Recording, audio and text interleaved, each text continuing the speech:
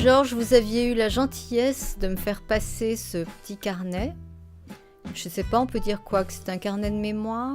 C'est un carnet de notes. Je l'ai trouvé tellement foisonnant.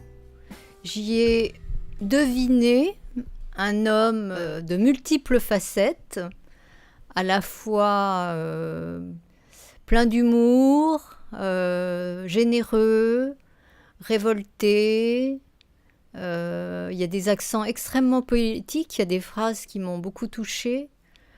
Est-ce que vous vous sentez être tout ça? Je sens que je ne suis pas rigidement engagé. J'ai vécu tout jeune les événements de 1936, donc j'ai vécu après les événements de la guerre 39-45 et en particulier les exactions faites aux Juifs, dont je fais partie bien sûr. Je ne suis pas un socialiste, je suis un sympathisant socialiste, c'est-à-dire que au moment de voter, je pense qu'il y a un courant qui ne m'a jamais trahi, c'est le Parti socialiste, un courant qui a ses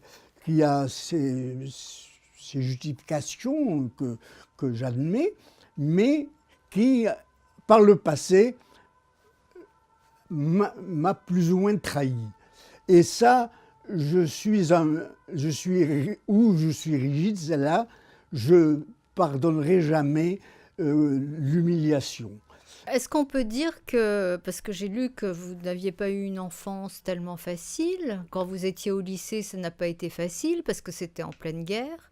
Est-ce que tout ça, on peut dire que ça vous a métamorphosé? Ça m'a métamorphosé d'abord parce que j'avais pas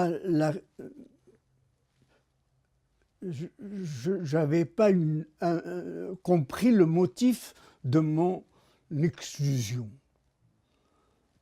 J'avais l'impression d'avoir fait quelque chose, d'être coupable, je ne sais pas. Et ceci m'a rendu amer. Et je crois que je n'ai jamais pardonné le fait qu'on m'ait renvoyé du lycée. Ça, je ne l'ai jamais pardonné.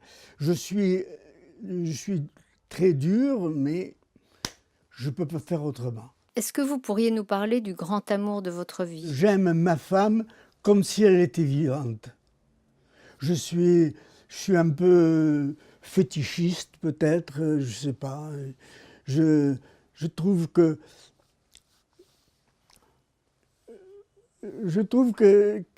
qu'elle avait quelque chose d'unique. Je l'imagine vivante, je lui parle et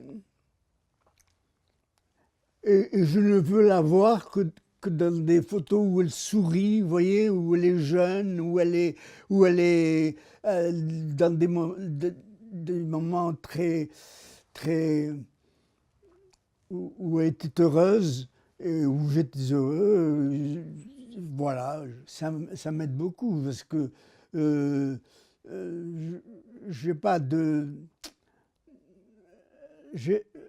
pas une tristesse morbide. Et alors aujourd'hui, votre vie? Aujourd'hui, ma vie, c'est la cuisine. Je lis énormément et je peins, je dessine. Est-ce qu'il y a quelque chose que vous auriez envie de dire? Moi, ce que j'ai envie de dire, c'est d'abord